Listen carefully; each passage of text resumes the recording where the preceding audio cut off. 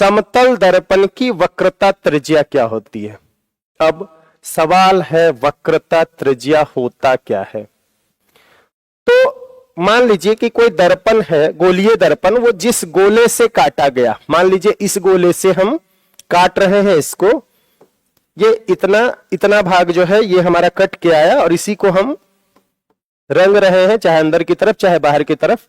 तो ये गोलीय दर्पण जिस गोले से काटा गया उस गोले का कोई ना कोई तो केंद्र होगा, और उस गोले का जो केंद्र होगा उसी को हम लोग बोलते हैं वक्रता केंद्र। उसको क्या बोलते हैं दोस्तों? वक्रता केंद्र बोलते हैं।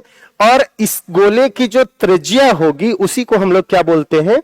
वक्रता त्रिज्या। मतलब कुल मिलाजुला के जिस गोले से दर्पण को काटा गया उस गोले के केंद्र को वक्रता केंद्र कहते हैं और उस गोले की त्रिज्या को वक्रता त्रिज्या कहते हैं।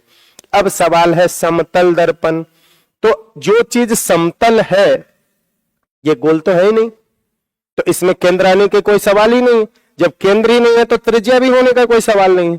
लेकिन अब ऐसा हम नहीं बोल सकते कि नहीं होता है, तो हम जो कोई चीज अगर नहीं बता पाते हैं क्लियर तो बोल देते हैं कि वो कहां है? अनंत पर है।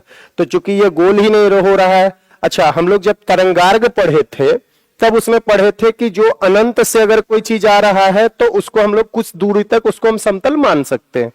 तो बस उसी हिसाब से समतल दर्पण की जो वक्रता त्रिज्या हो जाएगी वो अनंत पर जाकर के हम मान लेते हैं कि अनंत पर जाकर के ये गोल हुआ होगा, तो इसकी वक्रता त्रिज्या भी क्या हो जाएगी?